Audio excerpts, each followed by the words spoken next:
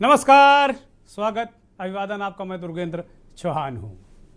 किसी भी देश की सरकार के लिए सबसे ज्यादा जरूरी होता है उस देश के नागरिकों की सुरक्षा, जो कि सारी प्राथमिकताओं में, जितनी भी प्राथमिकताएं हैं, जितनी भी प्रायोरिटीज हैं, उनमें जो सिक्योरिटी का मसला है, नागरिकों की सुरक्षा का मसला है, वो सबसे ऊपर है, यानी कि अव्वल नंबर पर आता है।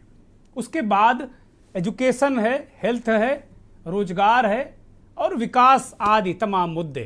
इसी को देखते हुए गृह मंत्रालय की ओर से 2 दिवसीय चिंतन शिविर हरियाणा में आयोजित किया गया, जहां सभी राज्यों के गृह मंत्रियों और जिन मुख्यमंत्रियों ने गृह विभाग अपने पास रखा है उन्हें गृह सचिवों, प्रमुख गृह सचिवों, डीजीपी, इनको आमंत्रित किया गया था। फिर जिस राज्य, जैसा मैंने आपको बताया, जिस राज्य के मुख्यमंत्री के पास वो विभाग है, वो मुख्यमंत्री भी उसको आना था बतौर गृह मंत्री। और भाजपा शासित राज्यों के कई मुख्यमंत्रियों, भाजपा शासित राज्यों के जो मुख्यमंत्री हैं वो तो आए और आना ही था उनको, लेकिन जो गैर भाजपा शासित राज्य हैं उनके मुख्यमंत्रियों ने इस जो सुरक्षा जैसे अहम मसले पर ये जो चिंतन शिविर 2 दिवसीय आज खत्म हुआ है हरियाणा में, इससे दूरी बना ली। चिंतन शिविर से दूरी बनाना चिंता का विषय है। मंथन आज इसी और चिंता के बीच।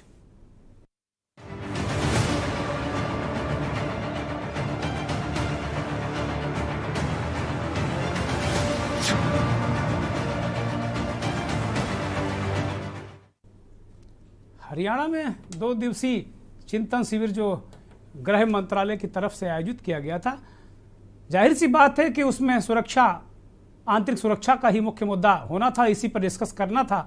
जिन राज्यों की सीमाएं दूसरे देशों से लगती हैं वहाँ थोड़ा सा डिस्कशन का पैमाना अलग तरीके का था कि सीमा सुरक्षा की बात भी थी, लेकिन आंतरिक सुरक्षा और जो अन्य सुरक्षा मसले हैं, आतंकवाद है, एक तरीके से जो भारत विरोधी तत्व हैं, इस तरीके के कई मसले और एजेंडे थे। इसमें पुलिस बलों के आधुनिकीकरण, साइबर अपराध एक बहुत बड़ी चुनौती है, क्योंकि बहुत सारे हम डिजिटलाइजेशन हो गया, हम नए युग में आ गए हैं, लेकिन जो साइबर क्राइम हो रहा अभी तक उसकी पुख्ता इंतजाम साइबर अपराधियों को पकड़ने के लिए नहीं हो पाए हैं। और ऐसे ऐसे लोगों को ये साइबर अपराधी चोट पहुंचा देते हैं कि वो जो खाने को मोहताज होते हैं, पाई को मोहताज होते हैं, कोई इलाज के लिए जा रहा होता, कहीं कुछ जा रहा था, ऐसे लोगों को निशाना बनाते हैं। ये बड़ा दुखद है। साथ ही अपराधों के खिलाफ जो पुलिस का प्रबंधन है, आपराधिक न्याय प्रणाली में इंफॉर्मेशन टेक्नोलॉजी के बढ़ते उपयोग, भूमि सीमा प्रबंधन, तटीय सुरक्षा जहां कोस्टल एरिया है, महिला सुरक्षा, ड्रग्स, मादक पदार्थों की तस्करी जैसे बड़े मुद्दों पर विचार विमर्श हुआ और ये बड़े महत्वपूर्ण मसले थे। दरअसल आंतरिक सुरक्षा से जुड़ी कई ऐसी समस्याएं हैं जिन्हें राज्यों के साथ पारस्परिक समन्वय और मदद के आधार पर खत्म किया जा सकता है। इस जगह यह बताना जरूरी है कि केंद्र और राज्यों के साथ पारस्परिक समन्वय और राज्यों के बीच, 2 राज्यों के बीच बवाल होता है। अभी पिछले दिनों अरुणाचल प्रदेश और असम के बीच में बवाल हुआ, गोलियां चली, पुलिस वाले मर गए। तो इस तरीके की चीजें भी, उनमें कहीं ना कहीं केंद्र सरकार ऐसी जो समस्याएं हैं राज्यों के बीच, उसमें भी समन्वय स्थापित करने के लिए बड़ी अहम बैठक थी, बड़ा अहम महत्वपूर्ण चिंतन शिविर था। और मुझे लगता है कि गृह मंत्रालय की पहल बहुत अच्छी पहल थी। लेकिन गैर बीजेपी शासित राज्यों के मुख्यमंत्रियों ने इसमें एक तरीके से दूरी बना ली, या यूं कहें कि उन्हें नहीं लगता है कि सुरक्षा जैसे मसले पर उन्हें क्या बात करनी चाहिए। बड़ा सवाल यह है, गृह मंत्रालय की जिम्मेदारी है। अब यह सवाल उठता है कि इन राज्यों के मुख्यमंत्रियों द्वारा उठाया गया यह कदम कितना सही है, क्योंकि अब किसी भी राज्य में कोई बड़ी घटना या आपदा होती है तो जाहिर सी बात है वो केंद्र के सामने ही उसे जाना पड़ता है, केंद्र के सामने हाथ फैलाना पड़ता है। चाहे लॉ एंड ऑर्डर का मसला हो, चाहे कोई प्राकृतिक आपदा हो, राज्य को केंद्र की मदद लेनी ही पड़ सकती है। और ये जो संघीय ढांचा है इसमें ऐसी व्यवस्था है। राज्य ऐसे अहम और संवेदनशील मुद्दों पर भी अगर दूरी बनाएंगे तो फिर क्या होगा? कैसे कैसे हम आंतरिक सुरक्षा में बात करेंगे? देश की जो सीमा सुरक्षा से भी जुड़े मसले हैं, क्योंकि कई राज्यों की सीमाएं दूसरे देशों से लगती हैं, तो उस पर भी बात करनी थी। तो कुल मिलाकर किसी भी राज्य के नागरिकों के लिए ये कदम मुझे नहीं लगता कि हितकारी होगा। जो इन राज्यों के जो गैर भाजपा शासित राज्य हैं उनके मुख्यमंत्रियों ने जिस तरीके से दूरी बनाई। आज हम इसी पर चर्चा करेंगे, इसी पर मंथन करेंगे। उससे पहले आपको देश के प्रधानमंत्री जिन्होंने आज समापन भाषण दिया, इस चिंतन शिविर को संबोधित किया, एक दिशा दी और बहुत सारी बातें कही। प्रधानमंत्री ने जो हेट स्पीच है, जो व्हाट्सएप पर या जो अन्य डिजिटल माध्यम हैं उनमें जो सामग्री आती है उस पर बड़ी चिंता व्यक्त की और वो कह रहे हैं कि भाई इससे एक तरीके से ये बहुत नुकसान हो रहा है। तो जो भी कुछ आपके पास आपके मोबाइल फ़ोन पर आता है या आपके मेल पर आता है उसे बहुत सोच समझ कर फॉरवर्ड कीजिए। जो फेक न्यूज़ है, फेक न्यूज़ पर प्रधानमंत्री का सबसे ज़्यादा जोर था। और फेक न्यूज़ से मतलब कि जो ऐसी चीज़ें जिनसे राष्ट्र को नुकसान पहुंच सकता है, सामाजिक ताना बाना टूट सकता है, ऐसी झूठी चीज़ों के रुकने पर उन्होंने प्रधानमंत्री ने जोर दिया। और गृह मंत्री अमित शाह ने बहुत सारी अहम बातें कही। इसी बीच अभी 1 घंटे पहले राहुल गांधी ने एक ट्वीट किया है और उसमें ट्विटर को टैग किया है और उन्होंने कहा है कि उम्मीद है कि अब जो हेट वाले ट्वीट हैं इस पर ट्विटर रोक लगाएगा और इस पर प्रभावी कार्रवाई होगी। राहुल गांधी का ट्वीट भी इस जगह इसका जिक्र करना बड़ा अहम है। प्रधानमंत्री को सुनिए और गृह मंत्री को सुनिए। साथियों, सोशल मीडिया की शक्ति को हमें काम करके क्या हो रहा है इतने मात्र से उसको आंकना नहीं चाहिए। एक छोटी सी फेक न्यूज पूरे देश में बड़ा बवाल खड़ा कर सकती है। हमें मालूम है आरक्षण की ऐसी अफवाह फैल गई, फेक न्यूज चल दिया, क्या कुछ नुकसान झेलना पड़ा था देश को। 6-8 घंटे के बाद जब पता चला तो सब शांत हो गए, लेकिन तब तक तो नुकसान बहुत हो चुका था। और इसलिए लोगों को हमें एजुकेट करते रहना पड़ेगा कि कोई भी चीज आती है उसको फॉरवर्ड करने से पहले 10 बार सोचो भाई। कोई भी चीज आती है उसको मानने से पहले जरा वेरीफाई करो। और सारे प्लेटफॉर्म पर वेरिफिकेशन की व्यवस्था होती है। आपको 1, 2, 10 जगह पे 8 चक्कर लगाओगे तो कुछ ना कुछ नई वर्जन मिल जाएगा। ये हमें लोगों को एजुकेट करना होगा। हमें ऐसी फेक वर्ल्ड से ड्रिवन सोसाइटी, उसी से डरी हुई सोसाइटी, उसी से ड्राइव होने वाली सोसाइटी, इसके बीच में एक बहुत बड़ी शक्ति हमें खड़ी करनी होगी। टेक्नोलॉजिकल शक्ति खड़ी करनी होगी। देश के हर राज्य में हमारी गवर्नेंस की प्रेरणा होनी चाहिए। जब ये सुशासन के मूल में होंगे तो भारत के सामर्थ्य का विराट विस्तार होगा। जब देश का सामर्थ्य बढ़ेगा तो देश के हर नागरिक, हर परिवार का सामर्थ्य बढ़ेगा। यही तो सुशासन है जिसका लाभ देश के हर राज्य को समाज की आखिरी पंक्ति में खड़े व्यक्ति तक पहुंचाना है। इसमें आप सभी की बहुत बड़ी भूमिका है। साथियों, यहां आप में से अधिकतर या तो राज्य को नेतृत्व दे रहे हैं या फिर सीधे सीधे कानून व्यवस्था की जिम्मेदारी निभा रहे हैं। कानून व्यवस्था का सीधा संबंध राज्य के विकास से है। इसलिए राज्यों में विकास के लिए अनुकूल वातावरण बनाने में आप सभी के निर्णय और नीतियां और आपकी रीति ये बहुत अहम है। को एक्स्ट्रा टेरिटोरियल क्षेत्र अधिकार देने का काम भी किया गया है और आतंकवादी से विचारधारा से अर्जित संपत्ति को जब्त करने का अधिकार भी एनआईए को दिया गया है। और हमने तय किया है 2024 तक देश के सभी राज्यों में एनआईए की शाखाओं को स्थापित कर एक दृढ़ आतंकवाद विरोधी नेटवर्क बनाने में हम सफल होंगे। प्रधानमंत्री ने बहुत महत्वपूर्ण बातें कही और मुझे लगता है कि इस तरीके से इतनी गहराई से उन्होंने इस बात को रखा कि किस तरीके से जो फेक न्यूज़ है वो उन्होंने उदाहरण दिया कि एक जरा सी खबर आरक्षण को लेकर हुई, 8 घंटे तक वितंडावाद मचा रहा, बवाल मचा रहा, बाद में वो फेक निकली। तो उन्होंने कहा एक ऐसा तंत्र विकसित करना होगा, ऐसे झूठे लोगों और सोसाइटी के बीच में एक ऐसा तंत्र विकसित करना होगा, बड़ा मजबूत तंत्र, एक अभेद्य तंत्र विकसित करना होगा, जिससे कम से कम हम इन सब चीज़ों से बचें। ये बहुत अच्छी बात है। अगर प्रधानमंत्री इस पर इतनी गंभीरता से बात कर रहे हैं तो जाहिर सी बात इसमें बहुत गंभीरता से काम होना चाहिए। अमित शाह ने भी कहा कि एनआईए के दफ्तर वो सारे देश के राज्यों में खोल देंगे। अच्छी बात है, बहुत अच्छी बात है। इसी चिंतन शिविर के दौरान एक अजब सा नज़ारा भी देखने को मिला, जिसकी चर्चा भी सोशल मीडिया पर खूब हो रही है। दरअसल हरियाणा के गृह मंत्री अनिल विज एक अजीबोगरीब स्थिति में नजर आए और उनको अजीबोगरीब स्थिति का सामना करना पड़ा जब उनके भाषण के दौरान गृह मंत्री अमित शाह ने उन्हें कम से कम 4 बार टोका। दरअसल अनिल विज को स्वागत भाषण के लिए बुलाया गया था, यानी वेलकम स्पीच उन्हें देनी थी। उसके बाद हरियाणा के मुख्यमंत्री मनोहर लाल खट्टर और अमित शाह को भाषण करना था। हालांकि जैसे ही चिंतन शिविर का पहला सत्र शुरू हुआ वैसे ही विज ने बोलना शुरू कर दिया। वो लगभग चुनावी भाषण देते नजर आए।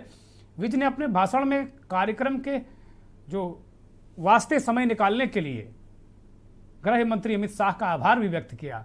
वैसे यह कार्यक्रम वास्तव में अमित शाह की अगुवाई में गृह मंत्रालय की अगुवाई में ही आयोजित किया गया था। इसके बाद भी अनिल विज ने हरियाणा के गौरवशाली इतिहास, हरित क्रांति के दौरान इसके योगदान और राज्य सरकार द्वारा बनाए जा रहे खेलों के लिए बुनियादी ढांचे पर विस्तार से चर्चा शुरू कर दी। उन्होंने बताया कि वे खुद हर हफ्ते जनता दरबार लगाते हैं, आम आदमी की समस्या सुनते हैं, लेकिन आंतरिक सुरक्षा के मुद्दे पर उनके भाषण में शायद ही मुझे नहीं लगता कोई अंश रहा हो। इस दौरान गृह मंत्री अमित शाह मेज पर अनिल विज से 3 कुर्सी आगे बैठे हुए थे। वे विज का भाषण भी ध्यान से सुन रहे थे। इसके बाद शाह ने मंत्री को एक चिट भेजकर अपना भाषण छोटा करने या यूं कहें उसमें यह लिखा होगा कि खत्म करो। हालांकि ऐसा लगता है कि विज ने इस पर ज़्यादा ध्यान नहीं दिया और 1 मिनट 2 मिनट तक और बोलना जारी रखा। इस पर शाह ने अपना माइक ऑन किया और विज को भाषण खत्म करने का इशारा करते हुए माइक बंद कर दिया। ऐसा लगा कि विज को अभी भी संदेश नहीं मिला। शाह ने फिर माइक ऑन किया और बोले, अनिल जी आपको 5 मिनट आवंटित किए गए थे, आप पहले ही 8.5 मिनट बोल चुके हैं, कृपया अपना भाषण समाप्त करें। यह इतने लंबे भाषण देने की जगह नहीं है, इसे संक्षिप्त रखें। इस पर विज ने शाह से अनुरोध किया कि वह उन्हें भाषण समाप्त करने के लिए कुछ सेकंड का समय दें, क्योंकि उन्हें एक और पॉइंट बताना था। इस पर अमित शाह ने विज की बात मान ली, लेकिन विज फिर से अपनी उपलब्धियों की लंबी लंबी सूची लेकर बैठ गए। परेशान दिख रहे, एक तरीके से असहज दिख रहे। गृह मंत्री ने फिर से माइक ऑन किया और सख्ती से बोले, अनिल जी कृपया समाप्त करें, ऐसे नहीं चल पाएगा, खत्म करें। शाह के तेवर तल्ख और सख्त देखकर अनिल विज ने अंतिम लाइनें बोलनी चाहिए, लेकिन एक बार फिर से गृह मंत्री ने इंटरप्ट किया और कहा कि हो गया, कार्यक्रम को आगे बढ़ाया जाए। इस पूरे घटनाक्रम पर माहौल थोड़ा सख्त हो गया। अगले वक्ता यूँ कहें हरियाणा के मुख्यमंत्री मनोहर लाल खट्टर थे। खट्टर को बोलने के लिए 5 मिनट का समय दिया गया था, लेकिन अमित शाह के सख्त रवैये के चलते उन्होंने अपनी बात 3 मिनट में ही खत्म कर ली। चर्चा हम शुरू करेंगे, उससे पहले ये पूरा वाकया देखिए। डायल 112 में नई 600 गाड़ियां लेकर डाली, हर थाने पर 2 गाड़ियां हैं। आज 1 महीने में अगर हम पूछें तो लगभग 55,000 कॉल्स को वो अटेंड करती हैं। अनिल जी थोड़ा संक्षिप्त में करना पड़ेगा। ठीक है, ये स्वागत भाषण है अभी। ठीक है, 5 मिनट का समय था, आपका 8.5 मिनट हो चुके हैं। मैंने सारा बोल आप सबका स्वागत कर समाप्त करिएगा तो कार्यक्रम आगे बढ़ेगा। ठीक है जी, सारा बोल दिया। 112 का बता दूं, इसका जो रीच टाइम है वो 9.14 मिनट है। आज 9.14 मिनट में हमारी 112 पहुंच जाती है। यानी हर व्यक्ति को लगता है कि आवश्यकता पड़ने पर पुलिस मेरे साथ है। और भी हमने सुधार के काम किए हैं और आज पुलिस का जो जिम्मेवारियां हैं वो और बढ़ गई हैं, क्योंकि आज अनिल जी कृपया समाप्त करें, यहाँ समय पर चलना पड़ेगा। हाँ जी, हाँ जी, मैं इस तरह से नहीं चल पाएंगे। आपका धन्यवाद, कार्यक्रम आगे बढ़ाएंगे। आप सब यहाँ पर आए, मुझे उम्मीद है कि जो हम 2 दिनों में चर्चा करेंगे उससे पुलिस की वर्किंग में बहुत सुधार आएगा। बहुत बहुत आभार माननीय गृह मंत्री हरियाणा सरकार अनिल विज जी का। जहाँ एक तरफ मैं समाज में, तो आपने सुना कि अनिल विज किस तरीके से ये बताने पर तुले हुए थे लगभग कि भाई अब अभी कुछ वक्त बाकी रह गया, अभी 112 रह गया, 113 रह गया। गृह मंत्री को एक सख्ती करनी पड़ेगी, भाई ऐसे इतने जो वृहद स्तर के कार्यक्रम होते हैं वो ऐसे नहीं चलते। खैर ये एक चूंकि घटनाक्रम था इसलिए इसे बताना और दिखाना जरूरी था। और शुरुआती ये जो कल सत्र शुरू हुआ था उसका ये है। राहुल गांधी का ट्वीट हमारे साथी कह रहे हैं, वो स्क्रीन पर है, जो मैंने जिक्र किया। राहुल गांधी ने, वो प्रधानमंत्री ने जो फेक न्यूज़ के मसले पर जो अपना बयान दिया, वो मुझे लगता है उसी को कोरिलेट करते हुए उन्होंने ट्विटर को लिख दिया कि जो हेट स्पीच वाला मसला है इसको बहुत सख्ती से देखा जाए। उम्मीद है कि ट्विटर नए तरीके से इन चीज़ों को देखेगा, नए सिरे से देखेगा। मंथन शुरू करते हैं, मेहमानों का परिचय कराते हैं। हमारे साथ जनता दल यू के प्रवक्ता के त्रिपाठी साहब जुड़े हैं। त्रिपाठी जी बहुत स्वागत, बहुत धन्यवाद वक्त देने के लिए। कांग्रेस के प्रवक्ता चंद्रेश कुमार जी हमारे साथ जुड़ गए हैं। चंद्रेश जी आपका भी स्वागत, बहुत धन्यवाद। ज्ञानेश्वर द्विवेदी जी भारतीय जनता पार्टी के प्रखर प्रवक्ता वरिष्ठ नेता हमारे साथ जुड़े हैं, बहुत धन्यवाद ज्ञानेश्वर जी। उत्तर प्रदेश के बहुत वरिष्ठ आईएएस, तमाम वरिष्ठ पदों पर रहे, एपीसी रहे और तमाम बहुत वरिष्ठ पदों पर रहे अनीस अंसारी साहब हमारे साथ जुड़ गए हैं। अंसारी साहब बहुत स्वागत, बहुत अभिनंदन और बहुत धन्यवाद आपको हमारे दर्शकों को और हमें वक्त देने के लिए। और दिल्ली के बहुत ही वरिष्ठ पत्रकार, राजनीतिक विश्लेषक और अक्सर हमारे साथ मंथन में रहने वाले बिलाल सब्जवारी साहब जुड़े हैं। बिलाल साहब बहुत स्वागत, बहुत धन्यवाद। काफ़ी दिनों के बाद आज मुलाकात हो रही है।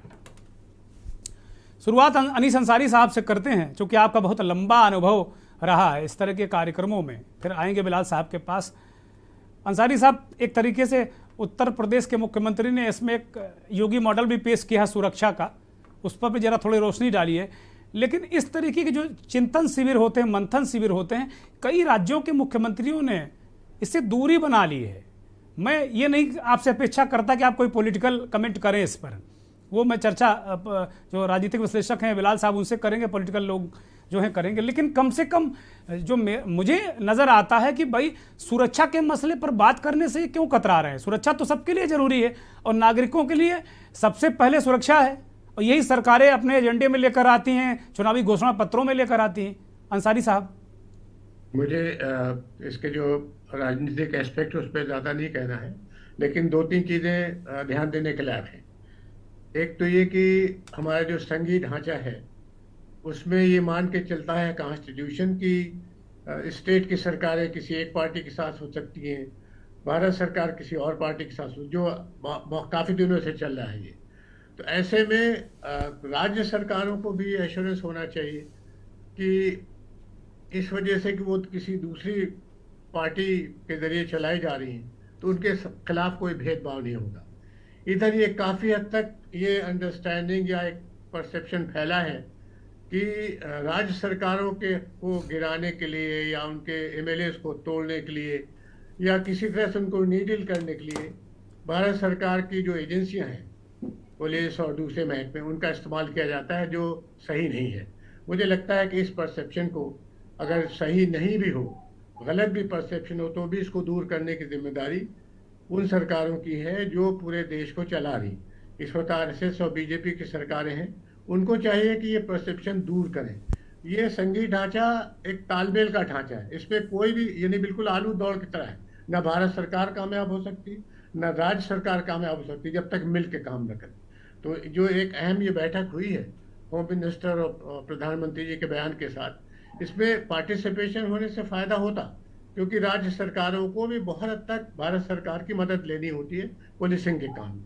2-3 चीज़ें और अर्ज करना चाहता हूँ। एक तो ये कि पुलिस का जो एक रवैया है जनता की तरफ, उस पर बहुत ध्यान देने की ज़रूरत है। आमतौर से पुलिस को दोस्त की हैसियत से न देख के उनसे लोग डरते हैं। शरीफ आदमी बहुत डरते हैं पुलिस से, अगर किसी के खिलाफ ज्यादती भी हो जाए तो आमतौर से वो FIR तक करने से डरती। इस इमेज को बदलने की जरूरत है। पॉलिटिकल इस्तेमाल जो है पुलिस का या एजेंसियों का, उस पर बंदिश लगाने की जरूरत है। और जो जनता से जो कटिंग एज है, यानी पुलिस के थाने जो है, पुलिस के थानों से जनता का रुख अच्छा हो, वहाँ पर कोई परेशान हाल आदमी, पीड़ित आदमी जाए, कोई रेप की पीड़िता या कोई और दूसरे जा रहे हैं सर्वाइवर, तो उनके साथ पुलिस वाले हमदर्दी का रवैया रखें। इस टाइप के एटीट्यूड बनाना चाहिए। इसमें सुप्रीम कोर्ट ने बहुत 6-7 अच्छी गाइडलाइंस दी हैं, जिनमें ये कहा था कि स्टेट सिक्योरिटी कमीशन बनना चाहिए और उनके जो टेन्योर है SSP का और दूसरे अफसरों का, सीनियर का, वो 2 साल से कम नहीं होना चाहिए। एक एस्टेब्लिशमेंट बोर्ड होना चाहिए जो रिकमेंड करे कि पुलिस के लोग जो है वो सही तरीके से चुने जाएं अच्छी जगहों के लिए। इन पर बहुत सी राज्य सरकारों ने अमल नहीं किया है।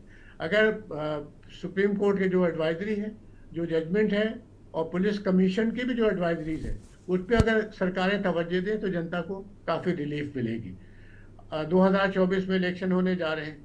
अब आप देख लें कि RSS के सपोर्टर हरियाणा, इसमें आपके जो हमारा पड़ोसी है उत्तराखंड, और ख़ुद यूपी के ज़िलों में धर्म संसद के नाम पे ऐसी गैर जिम्मेदारी की बातें की गई जिसमें मुसलमानों को सरेआम कत्लेआम करने और इस तरीके की गैर जिम्मेदारी की बातें की गई। इस पर सरकारों का रवैया खड़ा होना चाहिए। अगर लॉ एंड ऑर्डर इतना ख़राब हो जाएगा कि सब लोग आपस में सर करते रहेंगे तो फिर हमारा राज्य, हमारा देश तरक्की नहीं कर सकता है। मुझे ये 2-3 बातें कहनी। ठीक है अंसारी साहब, एक और महत्वपूर्ण बात, मैं आपने जो बहुत संजीदगी से चीज़ों को रखा, एक छोटा सा प्रश्न और है कि एक पुलिस में यूनिफॉर्मिटी की बात भी आई है, चर्चा आई है कि एक तरीके से यूनिफॉर्मिटी होनी चाहिए पुलिस में। देखिए, हमारे जो पुलिस के बेसिक एक्ट्स हैं जिनको एडमिनिस्टर करती पुलिस, चाहे इंडियन पेनल कोड हो या क्रिमिनल प्रोसीजर कोड हो या और जो स्पेशल लॉज बने हैं UAPA और दूसरे, उनमें काफ़ी हद तक यूनिफॉर्मिटी है। लॉज में उतनी प्रॉब्लम नहीं है। प्रॉब्लम यह है कि सरकारों की जब कलर बदल जाती है, जैसे अब यूपी की सरकार और दिल्ली की सरकार, भारत सरकार एक ही कलर की है तो उनमें तो ज़्यादा फ्रिक्शन नहीं होगा, लेकिन अब वेस्ट बंगाल की सरकार और दिल्ली सरकार, उनके बीच में फ्रिक्शन की उम्मीद बढ़ जाती है। कोशिश ये होना चाहिए कि ये जो टेंशन है दूसरे पॉलिटिकल कलर की वजह से जो टेंशन हो जाते हैं उसको घटाया जाए। ये देश के लिए बहुत मुनासिब नहीं है कि जस्ट बिकॉज के किसी एक स्टेट गवर्नमेंट में कोई एक कलर की सरकार है तो फिर वो दिल्ली सरकार से उसका झगड़ा शुरू हो जाए। और ये किया जा सकता है, ये कोई बहुत मुश्किल काम नहीं है, क्योंकि ऑब्जेक्ट तो दोनों सरकारों को वही है कि जनता को रिलीफ मिले, गुंडे और बदमाश चाहे जिस कम्युनिटी को उन पर दबाव बने, और जो सिटीजन है, खासतौर से जो वल्नरेबल सेक्शन है, महिलाएं हैं, माइनॉरिटीज़ हैं, शेड्यूल कास्ट हैं, मजदूर हैं, इन लोगों को जो कमज़ोर है आमदनी के लिहाज से या समाजी लिहाज से, उनको इज्जत से लोग देखें, उनके साथ कोई बेइज्जती न हो, उनके साथ ज्यादती न हो। तो मकसद तो दोनों सरकारों को वही है। इसको किया जा सकता है, पूरी कोशिश करनी भी चाहिए। और मुझे लगता है कि ये जो सम्मेलन हुआ इसमें इस पर काफ़ी विचार भी हुआ होगा गहनता से कि कैसे कोऑर्डिनेशन बढ़ाया जाए राज्य सरकारों में, खासतौर से जो नॉन BJP राज्य सरकारें हैं और जो भारत सरकार। ठीक बात है, बहुत बहुत महत्वपूर्ण बात है कि भाई इसमें सब लोग मिलजुल कर काम करेंगे। अल्टीमेटली सुरक्षा से बड़ा मसला तो कोई है नहीं, उसके बाद ही सारे मुद्दे आते हैं। इस बैठक में, इस चिंतन शिविर में IPC और CRPC को लेकर भी चर्चा हुई है। एक ब्रेक के लिए रुकेंगे। वो ये हो रहा है कि IPC और CRPC में भी बदलाव किया जाएगा, इस बात की भी खबर आई।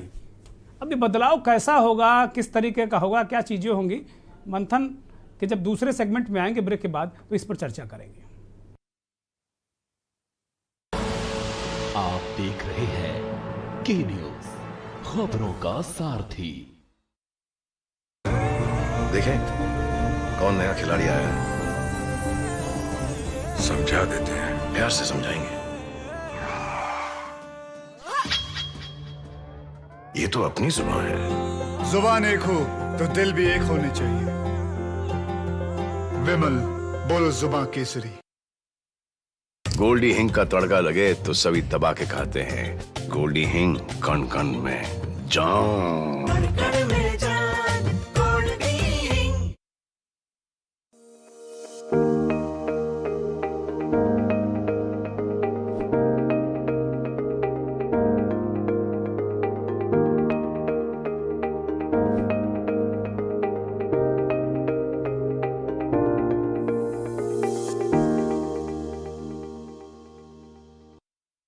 आज मेरे साथ उत्तर प्रदेश सरकार में उप मुख्यमंत्री ब्रजेश पाठक जी। सरकार के 6 महीने पूरे हो चुके हैं।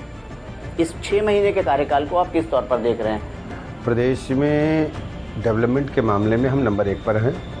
जनता का भरोसा हमारी सरकार पर बढ़ा है। इंफ्रास्ट्रक्चर की बात हुई थी, ट्रिलियन इकोनॉमी की बात हुई थी। अभी आप देखेंगे इंफ्रास्ट्रक्चर के मामले में हमारे पास सबसे सर्वाधिक एक्सप्रेस वेज वाला प्रदेश उत्तर प्रदेश है। बड़ी संख्या में एयरपोर्ट्स हैं, 17 एयरपोर्ट्स हमारे संचालित होने वाले हैं। स्वास्थ्य सेवाओं का लगातार विस्तार हुआ है। अस्पतालों में चिकित्सक बैठ रहे हैं, समय से उनको दवाइयाँ मिल रही हैं, जांचें हो रही हैं। लेकिन अभी भी सर काफ़ी कुछ बदलना बाकी है। अभी हम लगातार काम कर रहे हैं और सब कुछ ठीक करेंगे। उत्तर प्रदेश सरकार को रोड मैप के तौर पर किस तरीके से देख रहे हैं? अब हम लोग ग्लोबल इन्वेस्टर समिट करने जा रहे हैं जी। पूरी दुनिया के जो इन्वेस्टर्स हैं, जो उद्योगपति हैं, वो भारत आकर के, उत्तर प्रदेश आकर के यहाँ अपना उद्योग लगाएंगे और हमारी सरकार उनके साथ प्रतिबद्धता के साथ खड़ी होगी। पॉलिटिकल एडिटर शबी हैदर की डिप्टी सीएम ब्रजेश पाठक से खास बातचीत देखिए शनिवार रविवार रात 9 बजे सिर्फ के न्यूज इंडिया पर। देखें कौन नया खिलाड़ी आया है, समझा देते हैं, प्यार से समझाएंगे। ये तो अपनी जुबान है। जुबान एक हो तो दिल भी एक होने चाहिए। विमल बोलो जुबान केसरी। आप देख रहे हैं के न्यूज, खबरों का सारथी।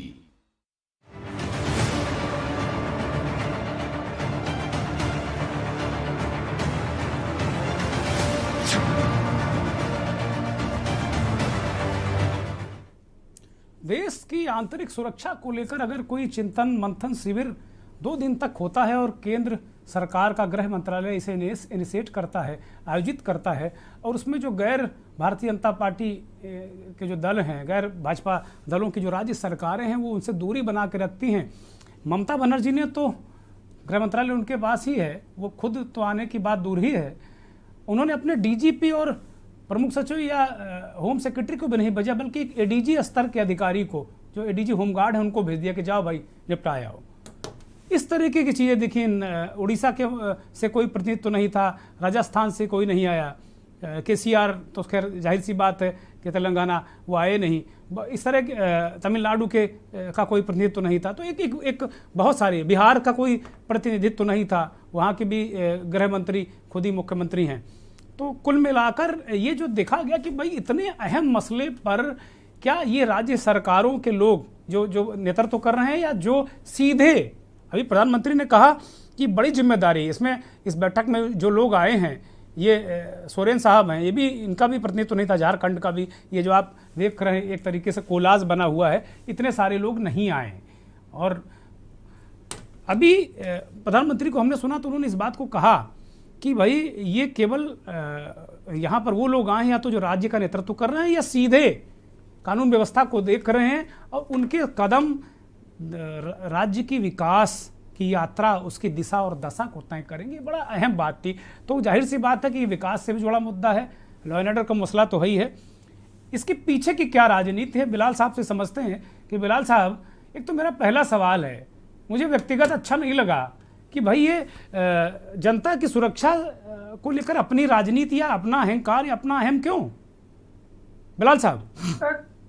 देखिए दुर्गेंद्र जी, ये जो बैठक आंतरिक सुरक्षा को लेकर थी और जो काफी संवेदनशील बैठक थी, इसके अंदर गैर भाजपाई मुख्यमंत्रियों का ना होना ये अपने आप में चिंता का विषय है। दरअसल पॉलिटिकल रिफ्ट को जब आप आंतरिक सुरक्षा से जोड़ देंगे तो ये एक गंभीर समस्या हो जाती है। आंतरिक सुरक्षा का जो तस्वुर है और जो आंतरिक सुरक्षा का जो रोड मैप इस मीटिंग में खींचा जा रहा था, ये राज्य और केंद्र सरकार के समन्वय से ही संभव हो सकता है। और जब इसमें एक बहुत ही थिन लाइन होती है कि केंद्र सरकार राज्यों से इस संबंध में किस तरह से समन्वय चाहती है और राज्य केंद्र को किस हद तक अपना समर्थन दे सकते हैं या उसमें कंट्रीब्यूट कर सकते हैं, खासतौर से आंतरिक सुरक्षा के मैटर्स में।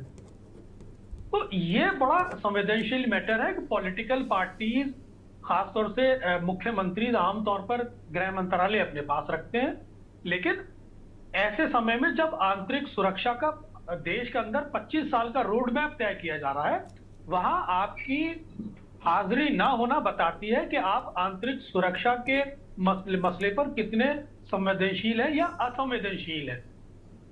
दरअसल अगर आपको कोई शिकायत है आंतरिक सुरक्षा के मैटर पर, तो उसे पॉलिटिकल जामा ना पहनाकर उस पॉइंट्स को मीटिंग्स में आकर एंडोर्स कराना चाहिए, शामिल करना चाहिए, ताकि देश के अंदर एक संदेश जाए आपकी भागीदारी का कि आप आंतरिक सुरक्षा को लेकर क्या सोचते हैं और इस संबंध में केंद्र सरकार से क्या तवक्को करते हैं और किस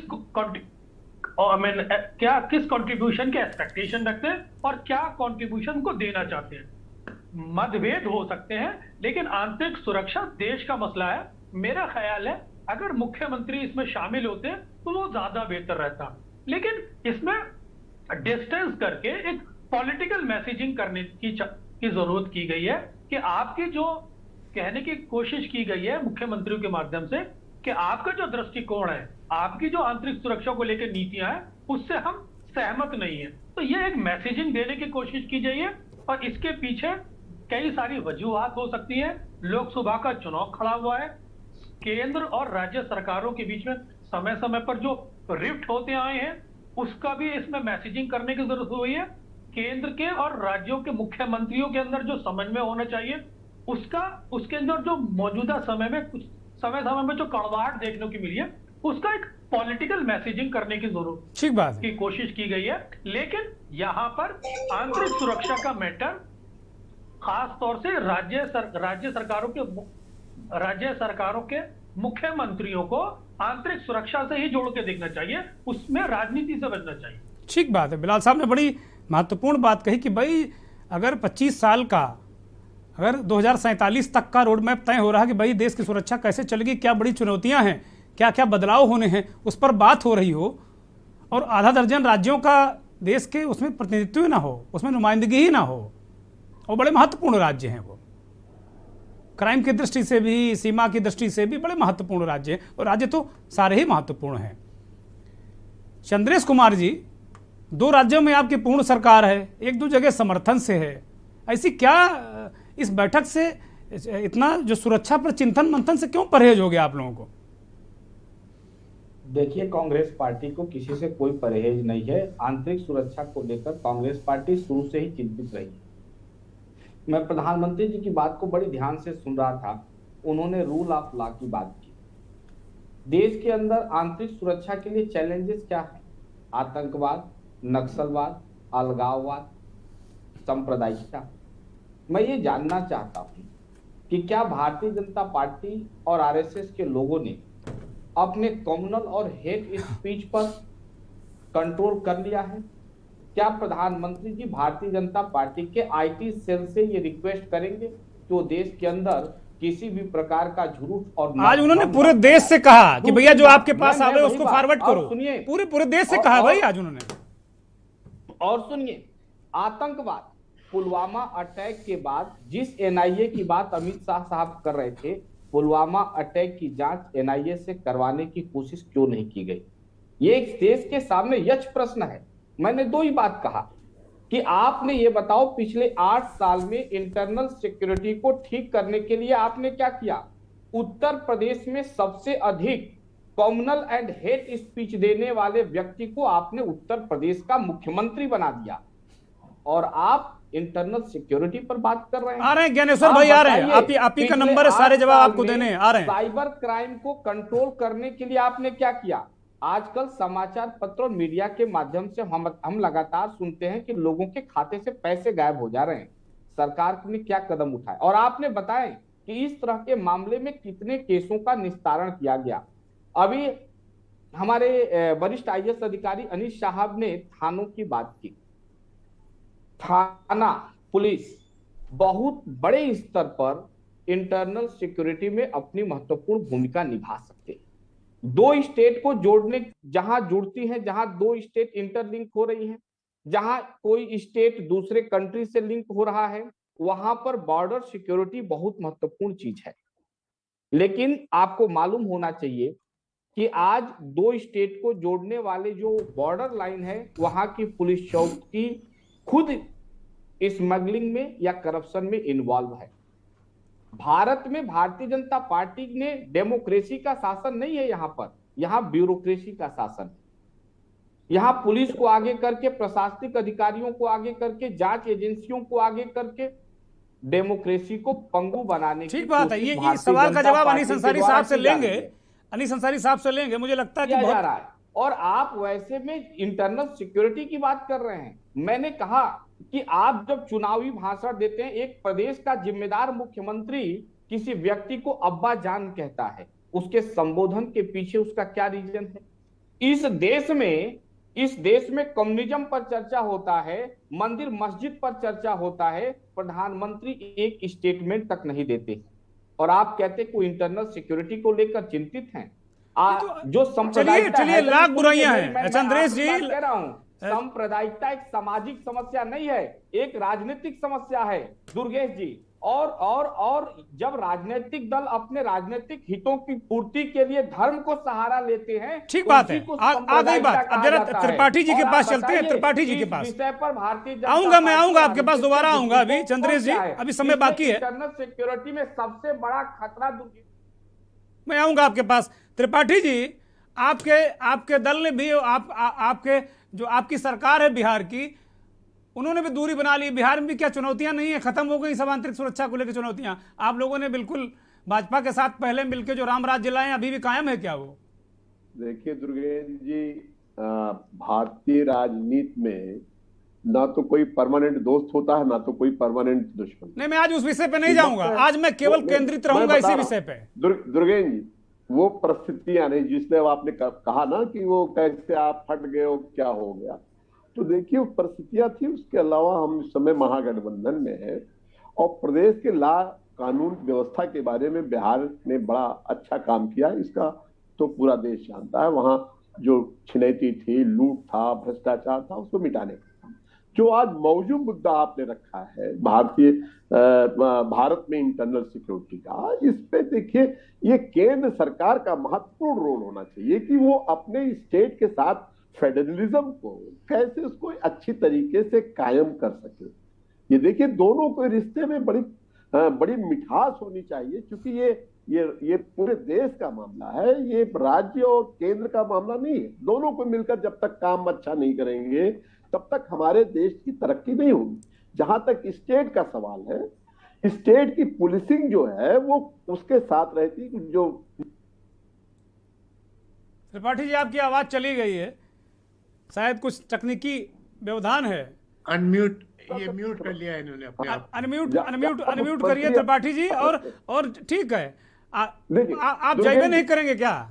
देखिए दुर्गेश जी, जब हमारा संपर्क जो है, जब आप जो चाहते हैं, जो केंद्रीय एजेंसीज हैं उनका दुरुपयोग जब होने लगता है और राज्य की सरकारों को गिराने का काम होने लगता है, ये कहीं न कहीं वो एक बड़ा संकट है। बोहरा आयोग, मुझे लगता है कि आपको वहां जाके बात कहनी चाहिए ना, आपके मुख्यमंत्री को, गृह मंत्री को कहनी चाहिए कि भाई आप लोग गड़बड़ लोग हो, तो और खबर बनती पत्रकारों के लिए, तब शायद कुछ दबाव में आती सरकार। ये वॉकआउट करने वाला कौन सा तरीका है? आप लोग गए नहीं वहां पे।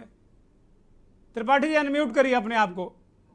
दुर्गेश जी, बोहरा आयोग की एक रिपोर्ट आई है। बिलाल साहब आ रहा हूँ, जरा द्विवेदी जी को पूछ लूं। बोलिए। भारत सरकार में ठंडे बस्ते में पड़ी हुई है जी।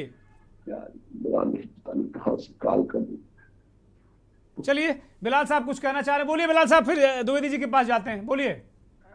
दुर्गेंद्र जी, मैं कहना चाहता हूं, जब किसी राज्य का मुख्यमंत्री, खास तौर से जब उसके पास गृह मंत्रालय होता है, वो किसी मीटिंग में पार्टिसिपेट करता है, तो मुख्यमंत्री होने के नाते वो पब्लिक वॉइस होता है, और गृह मंत्री होने के नाते वो इन इश्यूज को हैंडल करता है, आंतरिक सुरक्षा के जिस विषय पे बात रखी जानी चाहिए। तो जब public voice and law and order voice मिल जाती है। आवाज आ रही है? हाँ, आवाज आ रही है। बिलाल साहब कुछ बोल रहे हैं, उनको कंप्लीट करें, फिर आ रहा हूं आपके पास। बोलिए। तो मैं ये कह रहा था कि मुख्यमंत्री पब्लिक वॉइस होता है, और उसके बाद जब गृह मंत्रालय होता है तो वो लॉ एंड ऑर्डर और आंतरिक सुरक्षा के मैटर को रखता है। तो जब ये मीटिंग इंटरनल सिक्योरिटी को लेके बुलाई गई है, तो पब्लिक वॉइस और इंटरनल होम मिनिस्ट्री, जब ये दोनों वॉइस मिलती है तो राष्ट्र की आवाज बन जाती है। और जब जहां तक रहा फेडरल स्ट्रक्चर का सवाल, तो फेडरल स्ट्रक्चर के लिए हिंदुस्तान के अंदर पार्लियामेंट है। आप इस विषय को राज्यसभा में मैं आऊंगा बिलाल साहब, फेडरल स्ट्रक्चर पर आ रहा हूं दूसरे राउंड में। ये राउंड कंप्लीट करना। जब तक आप मिनट्स में अपनी बात को इंडोर्स नहीं कराएंगे, अपनी बात को रखेंगे नहीं, तो बिलाल साहब, जब सेंट्रल गवर्नमेंट जो है स्टेट गवर्नमेंट को गिराने के चक्कर में लगातार, ठीक बात है, बताइए त्रिपाठी जी, कैसे आप संवेदनशील हैं, कैसे पता चलेगा, बोलिए। मैं इसमें कहना चाहता हूं कि बोहरा आयोग की बहुत पहले इस संबंध में रिपोर्ट आ गई है कि देश के तमाम जो राज्यों में एक नेक्सस बना हुआ है अपराधियों का, ब्यूरोक्रेट्स का और नेताओं। ये बोहरा आयोग की रिपोर्ट पड़ी हुई ठंडे बख्ती, पुलिस कमीशन की तमाम रिपोर्ट पड़ी हुई है भारत सरकार में, और उसको आप इंप्लीमेंट करवा दीजिए।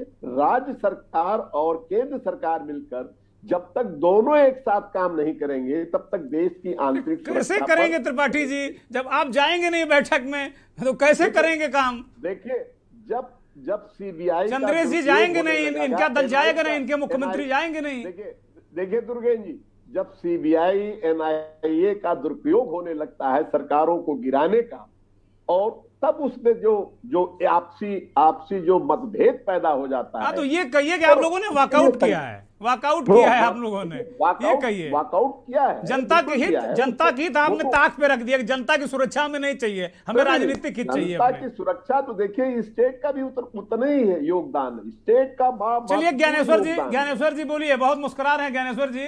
अरे भाई, आप ईडी से छापे मरवाएंगे, सीबीआई से मंत्रियों को बंद कराएंगे और उसके बाद अपेक्षा करेंगे कि आपके चिंतन मंथन शिविर में आए कोई, ये हो सकता है क्या? बोलिए ज्ञानेश्वर जी।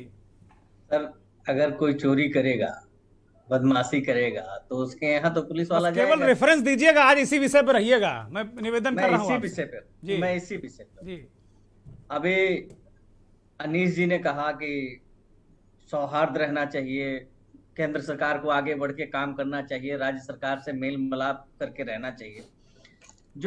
और एक उन्होंने और बात कही कि हर राज्यों में सरकार तोड़ने की जो व्यवस्था चल रही है उसकी वजह से हो सकता है। नहीं, परसेप्शन की बात कही उन्होंने कहा परसेप्शन बन गया है, अगर परसेप्शन सही है गलत उसको तोड़ा जाना चाहिए, ये कहा उन्होंने। ये क्या परसेप्शन है कि नीतीश कुमार जी आते तो भाजपा ज्वाइन कर लेते? नीतीश कुमार जी अगर आते तो अपने प्रदेश की जनता के विषय की अच्छाई के विषय में वहां पे बात करते। अशोक गहलोत जी आते तो वो जनता का सुरक्षा कैसे चाक चौबंद हो उस हिसाब से वो केंद्रीय समिति के सामने अपनी बात रखते। इन लोगों के पास कोई दूसरा कारण नहीं है, इन लोगों के पास कारण सिर्फ विरोध करना है। वो चाहे पार्टी का विरोध हो, सरकार का विरोध हो, विरोध के नाम पे ये लोग देश का भी विरोध करते रहे हैं। तो मीटिंग का बहिष्कार किया तो ये बहुत बड़ी बात नहीं है। मीटिंग का बहिष्कार करने से उनको कोई फायदा हुआ कि नहीं हुआ, नुकसान जरूर होगा, इस बात की तो गारंटी है। मतलब मुस्कुरा रहे हैं, छापे पड़वाएंगे, आप मानेंगे नहीं, मतलब धमका भी रहे हैं यहाँ बैठे हुए कि भाई हम नुकसान जरूर होगा, इसकी गारंटी भी दे रहे हैं। अरे महाराज नरेंद्र जी, जब हम जिस जनता की नुमाइंदगी कर रहे हैं उस जनता की बात जाके और मंच पे नहीं रख पाएंगे तो हम क्यों नुमाइंदगी कर रहे हैं? ये जनता नहीं देख रही है। ज्ञानेश्वर जी एक छोटा सा प्रश्न मेरे छोटे से दिमाग में आ रहा है कि चलिए ठीक है, कांग्रेस आपके धुर विरोधी है, नीतीश कुमार अभी पाला बदल गए, सारी चीजें घूम घूम के पानी पी पी के गरिया रहे हैं, कुल मिला के शुद्ध भाषा में है, ये विपक्ष बहुत नाकारा है और गरिया रहा है। नवीन पटनायक तो हर बात मानते हैं प्रधानमंत्री जी की, चाहे रेल मंत्री को राज्यसभा में भेजना हो तो भी मान लेते हैं, राष्ट्रपति मानना हो मान लेते हैं। वो तो बड़े न्यूट्रल आदमी, संत आदमी है, वो क्यों नहीं आए? क्या उनसे भी कुछ मामला गड़बड़ा गया है क्या? नवीन पटनायक जी ने तो कभी आरोप भी नहीं लगाया कि हमारी सरकार गिराना चाहती है। ना वो आरोप नहीं लगाया, लेकिन वो आए नहीं, वो आए नहीं तो वो भी इसी तराजू में तौल गए ना। फिर देखिए, मैं भारतीय जनता पार्टी का प्रवक्ता हूँ, उनका पक्ष रखने के लिए यहाँ बैठा हूँ, नवीन पटनायक जी का तो पक्ष रखने के लिए बैठा। ना नवीन पटनायक का पक्ष रखने की बात नहीं कर रहा हूँ, जो आप कह रहे हैं ना कि ये इसलिए नहीं आए, वो नहीं आए, वो तो बड़े न्यूट्रल आदमी माने जाते हैं, वो भी नहीं आए, तो कहीं ना कहीं सवाल तो ये उठेगा ना कि संघीय ढांचे के तहत जो धर्म होना चाहिए वो नहीं पालन करते हैं आप। धर्म का पालन अक्षरशः जो जिसका जितनी जिम्मेदारी जो जितना पूर्ण करता है, हम धर्म का पालन इस हिसाब से करते हैं। अभी कांग्रेस के प्रवक्ता जी कह रहे थे कि देश में लॉ एंड ऑर्डर नहीं है, नेशनल सिक्योरिटी नहीं है। नेशनल सिक्योरिटी इस बात से निर्धारित है कि आज 8 सालों में किसी भी शहर में बम नहीं फटा, ये नेशनल सिक्योरिटी है।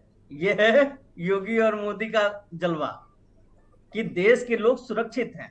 आपके जमाने में कहां बम फट जाता, हनुमानगढ़ी में फट जाता कि राम सेतु पे फट जाता कि सूरत में फट जाता कि अहमदाबाद में फट जाता कि मुंबई में फट जाता, कहीं कोई भरोसा नहीं था।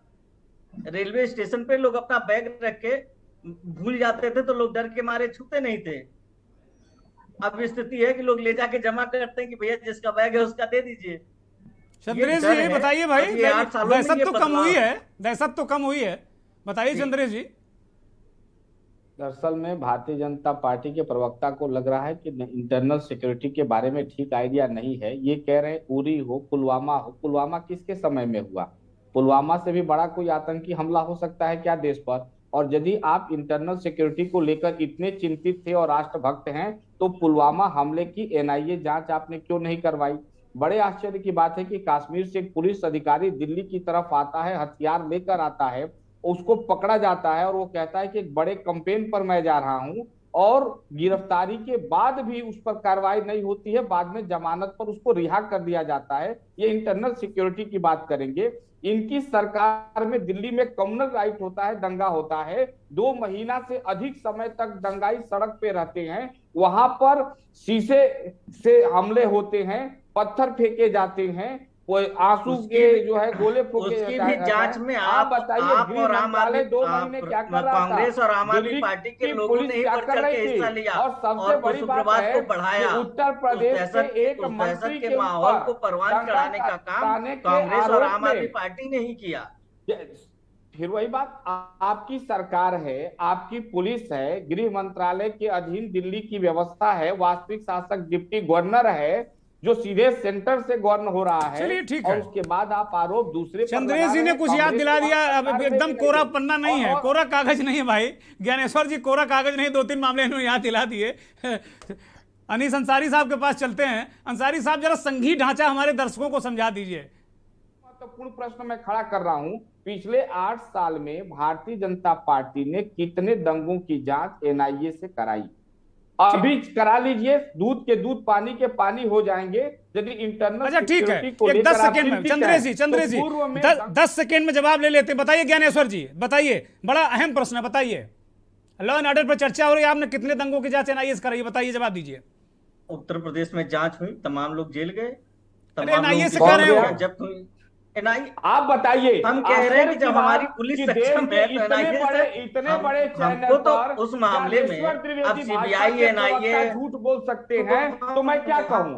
उत्तर प्रदेश में जहाँ पे हमारी पुलिस सक्षम नहीं है एनआईए जांच नहीं कराई। सबसे बड़ी चीज है कि ज्ञानेंद्र जी, आप इतने बड़े मंच पर वरिष्ठ लोगों के बीच झूठ बोल रहे हैं कि उत्तर प्रदेश में आपने दंगों की एनआईए से जांच कराई है? किस दंगे की एनआईए से जांच कराई है? आप ये बताइए। चंद्रेश जी चलिए छोड़िए, अब संघी ढांचे पे चर्चा कर लेते हैं। अनीस साहब, अनीस अंसारी साहब, जरा संघी ढांचा बहुत संक्षिप्त में समझा दीजिए और वो कहां ब्रेक हो रहा, थोड़ा इस पे प्रकाश डालिए। क्योंकि अभी इन्होंने कहा है, कांग्रेस के प्रवक्ता ने कहा कि भाई ये पॉलिटिकल नहीं ब्यूरोक्रेटिक सरकारें हैं, आप ही लोग चला रहे हैं, आपके भाई बंधु, आपके जूनियर वो चला रहे हैं सरकारें। अंसारी साहब,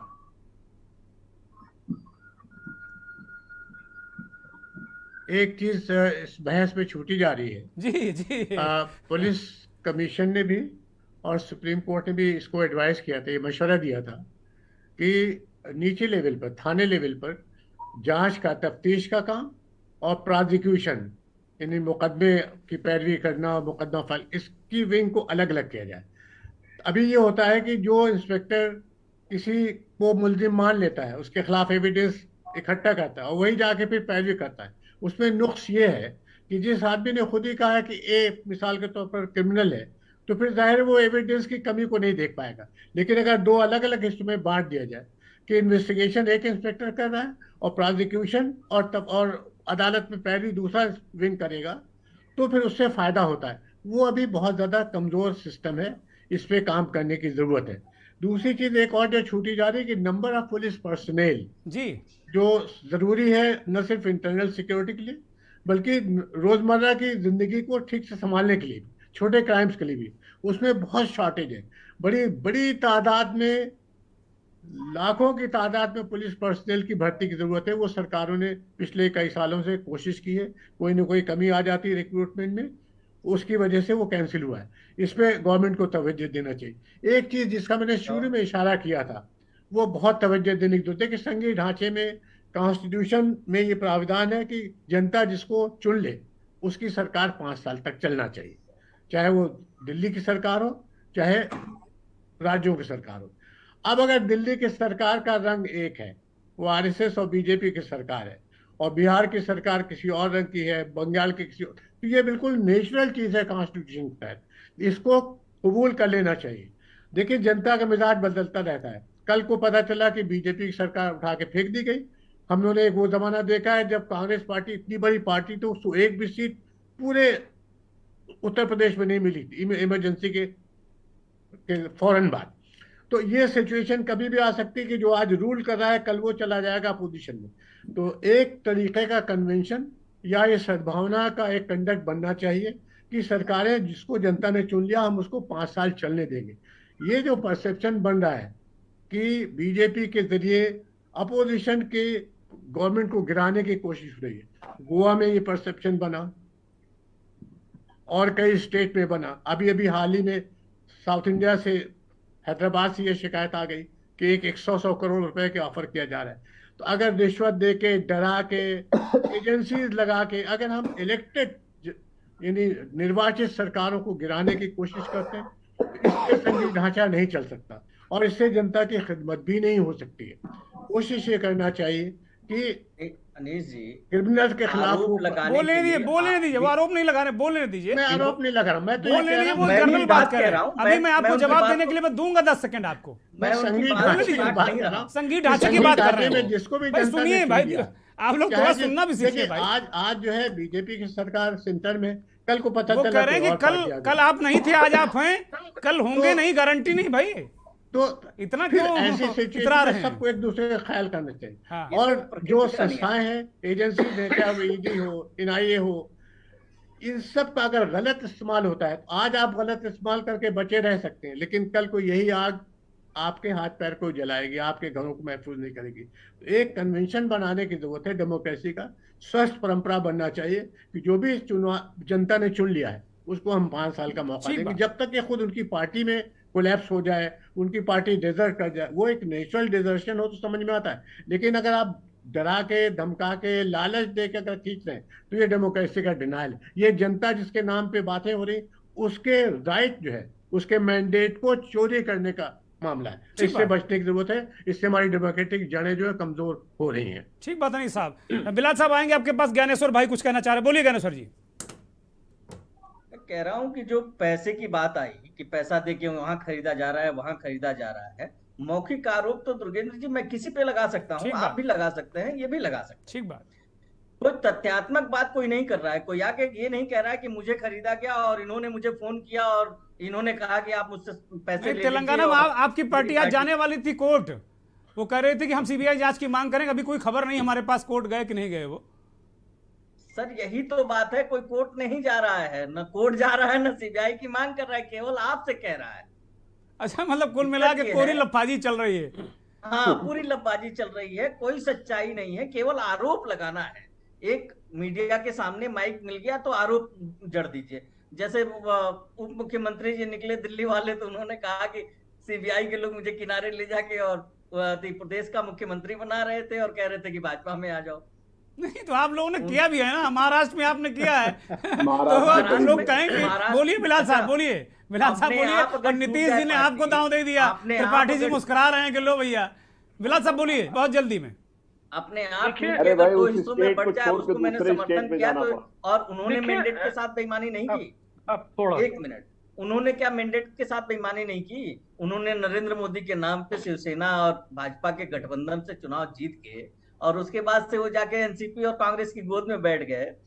उसके तो बाद आपने नीतीश कुमार के विधायक उत्तर पूर्वोत्तर में आपने तोड़े, अभी तोड़ लिए 5-7 विधायक जेडीयू के विधायक को, जो मेरे वोट से। चलिए चर्चा डिरेल हो रही है, अब विधायकों को तोड़ने पे आ जाएगी। त्रिपाठी जी बोलिए, अगर कुछ कहना चाह रहा हूँ बिलाल साहब के पास जाएंगे फाइनल। अगर इजाजत दे तो एक चीज कहना चाह रहा हूँ जी, अनिल साहब बोलिए।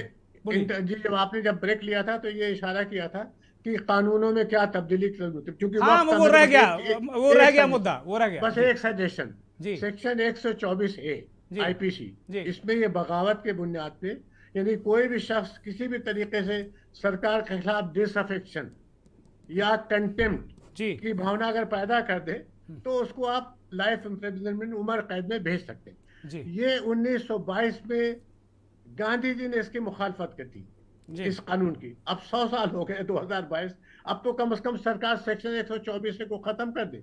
लेकिन खत्म इसलिए नहीं करेगी सरकार क्योंकि इसी सेक्शन के तहत डेमोक्रेसी की आवाज को बुलंद करने वाले जो अपोजिशन के लोग हैं उनको पकड़ना बहुत आसान होता है। अपोजिशन को नहीं, उम्मीद है अंसारी साहब, उम्मीद है कि आईपीसी और सीआरपीसी में जो संशोधन करेंगे वो हटेगा कि सरकार वही नियम और कानून बदलेगी और उसमें अमेंडमेंट करेगी जिससे आम जनमानस को फायदा हो रहा होगा। किसी को प्रताड़ित करने के लिए कोई कानून नहीं बनने जा रहा है। ठीक बात। आप द्विवेदी, आप सेक्शन 124 से खत्म करा दीजिए। आज कांग्रेस, आज बीजेपी की सरकार है, कल आप अपोजिशन में जा सकते हैं। उस वक्त 124 से आप इतने बड़े अधिकारी रहे हैं, कानून के इतने बड़े ज्ञाता हैं, और आप मुझसे कह रहे हैं। अरे नहीं, आप सत्ता में है भाई, अंसारी साहब सत्ता में थोड़ी है। अब तो वो सामान्य नागरिक है, ये सब सर नहीं है भाई, भारत के सामान्य नागरिक है वो। ये तो 60 साल वाले सत्ता वाले लोग हैं ना। अरे तो 60 साल हो गए ना इनके, अब ये आम आदमी हो गए।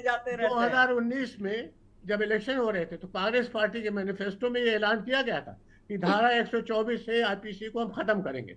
अब अगर कांग्रेस ने कह दिया अपने मैनिफेस्टो में और आप पावर में है तो कम से कम आप तो इसको एक कंसेंसस क्रिएट करके इसको खत्म करें। ठीक बात है। एक मेजर अपोजिशन पार्टी और रूलिंग पार्टी, और दोनों को नुकसान होगा अगर ये सेक्शन 124 से बना रहेगा। ठीक बात है। बिलाल साहब फाइनल कमेंट बहुत संक्षिप्त में प्लीज, अब बिल्कुल वक्त बचा नहीं है। बिलाल साहब। देखिए दुर्गेंद्र जी, मैं यहाँ पे कहना चाहता हूँ कि जब आप इस बात का एक मैसेजिंग करते हैं कि देश के अंदर चुनी हुई सरकारों को 5 साल रहना चाहिए, तो दरअसल आप यहाँ पर एंटी डिफेक्शन लॉ के खिलाफ बात करते हैं। जब बिकता तब वही शख्स है, जब कोई खरीदता तभी है किसी शख्स को जब वो कोई बिकना चाहता है।